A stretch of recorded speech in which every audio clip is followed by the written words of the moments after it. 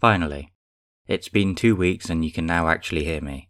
What I was saying was that, as per usual, you're born blind, deaf, and utterly helpless, just a little over the size of your mother's paw. You do get a nice fluffy coat of fur though. This protects you from the cold, harsh, rugged environment on the other side of that gap, where Mum's just heading out for the day. Don't worry, she pops back regularly to check on you, even though at this point all you can do is stare at the ceiling. She returns at dusk, which is actually when she'd rather be out, but you will need your nighttime snuggles.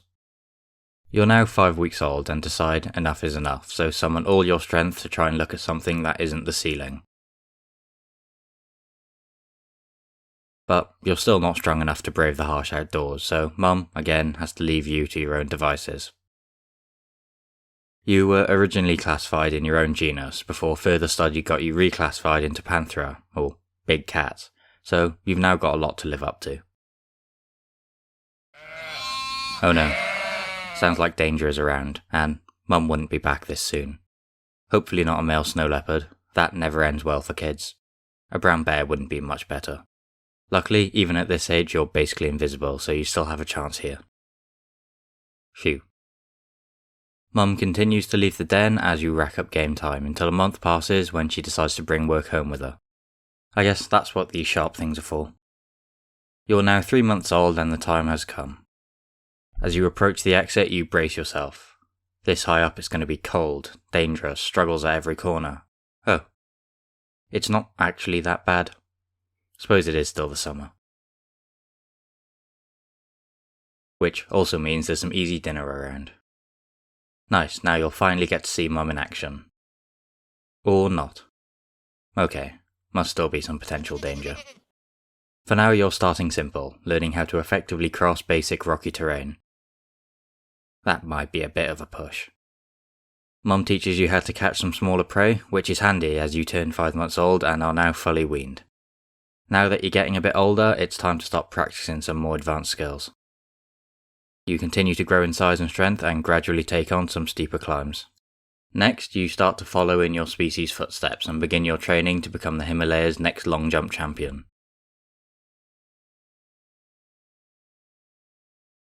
With these new life skills acquired, Mum decides it's safe for you to watch and learn how to hunt. On the next hunt, she even lets you finish off the kill. Nice. It feels like small steps, but it's important to go slow when learning. Wait, we're missing one. This isn't going to end well. Well, at least Mum's used to this kind of thing. Over the next year, you continue to receive one-on-one tutoring from Mum, learning all the key skills needed for adult life. You're able to hunt on your own now, but she's still hanging around as backup.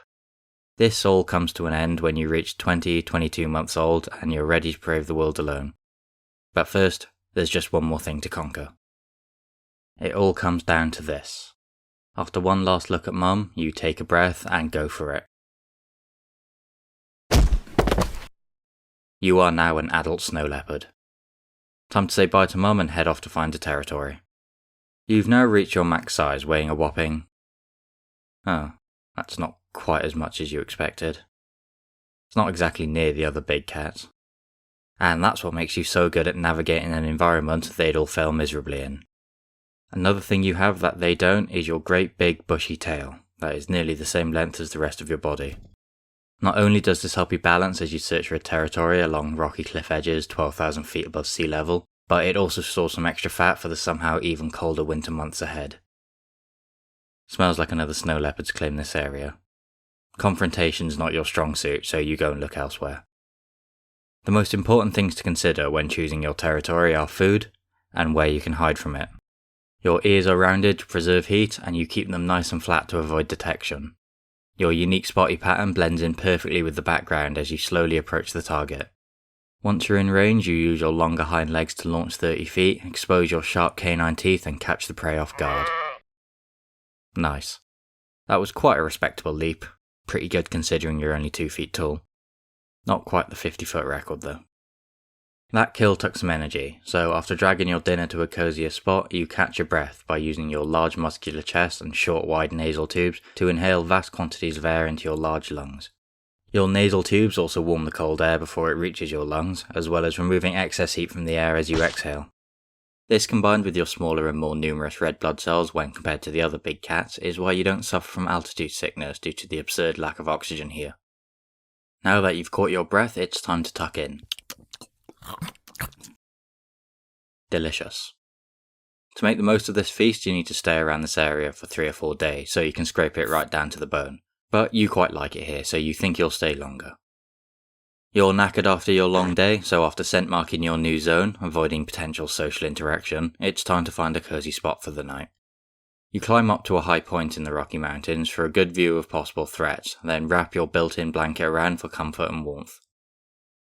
Oh, aren't you cute? Sorry, you're not cute. You're a fierce big cat, a ruthless apex predator.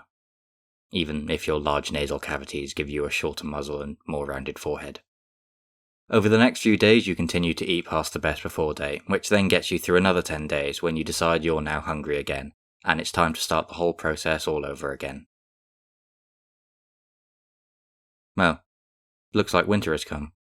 That would explain why your fur is now more off-white. At this time of year, your main sources of energy all head further down the mountain to avoid completely freezing to death. So that's where you head to. You're built to withstand minus 40 degree temperatures, but that doesn't mean you want to. Your next target. Same as before, slowly approach till... Whoops. Okay, stealth's out the window. The chase is on. You leap down the mountain, hitting your top speed of 40 miles per hour, trying to close in on the target.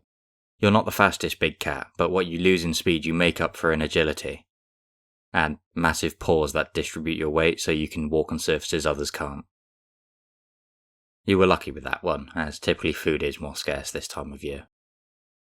It's coming up to Christmas, a time for giving, and you could really do with a fat turkey. There's not much food around, so you wonder if that nice farmer is in a festive mood. You head on over and start eyeing up your favourite target. That one on the left looks nice. Ow. Ow. Fine, you'll leave. I guess they're not feeling very festive. As winter comes to an end, you start to head back up the mountains, again following the food. What's that? They have some massive horns. Finally, a worthy opponent. Your battle will be legend... Oh. You've already killed it. That was quick. Well, I was going to say that you leap down the mountain using your large chest muscles to absorb the impact, again catching your prey with the element of surprise. Anyway, this is good timing because it'll give you a nice boost of energy for the upcoming mating season. In order to find a partner, you look for the telltale signs that someone has been in the area. Nice, you found them. After a few welcoming vocalizations, you spend the next few days together, the only social time of your year. They don't really stand a chance. Once the deed is done, as a male, you take off, leaving behind a single mother, so you can enjoy the peace and quiet again. And that's pretty much the only unique thing you do as a male. As a female, you take on the responsibility of your species' survival and spend the next 3 months preparing to become a mother. This looks like a good place for a den. It's nice and high up and there's lots of prey animals around, which are not only good for food, but act as an alarm, making loads of noise when danger's around. Using some of your fur, you kit out the new den, making it nice and cozy for the new arrivals. During the early days, same as your mother, you leave the den regularly to hunt enough food to feed the 4 of you. As the kids grow older, you gradually show them the way of the world until they're able to go off on their own. Nice. Finally got rid of them. Now you can go and enjoy one of your favourite activities. Drinking the blood of your prey to get drunk. Apparently. This could be truth or legend, but at the moment this isn't really your concern, as you're now struggling to see and that amazing balance of yours doesn't seem to be working. The next thing you know, you're waking up in the middle of nowhere to a lot of pain. In multiple places. Now you're in some trouble. You try to move but struggle in pain, then let out a big roar to scare off any predators. Oh, is that it? Oh yeah, you can't actually roar because you don't have the right vocal cords. Never mind. Days go past and you barely make any ground. Hunger and dehydration are setting in, and you're becoming delirious when two mysterious figures suddenly approach you. The ghosts of the mountains warn you of the approaching danger and how you'll never outrun it, leaving you with only one option. Before you can ask anything back, they vanish, and you start to hear the rumbling sound of footsteps. They were right. There is only one option. You close your eyes, roll off the cliff, and hope for the best. Ow. Well, you made it. Shame the same thing can't be said for that guy. Although you'll live to see another day, you are in a lot of pain, aching all over. Hey, I wonder if that ancient traditional Snow Leopard part medicine actually does anything.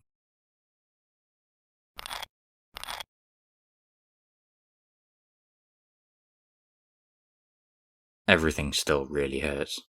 That's not surprising. After a little rest, you're back on your feet, and since the humans have made their feelings about you very clear, you decide to move to the 70% of your habitat unexplored by them. You cover the length of a marathon overnight, looking for your next meal as snow builds up around the Rocky Mountains. It's gonna be another tough winter, but that's fine, you'll survive. Even though you're smaller and can't roar, you've proved yourself a worthy big cat, thriving where none of the others could, perfectly adapted to dominate this specific rocky, cold and snowy environment.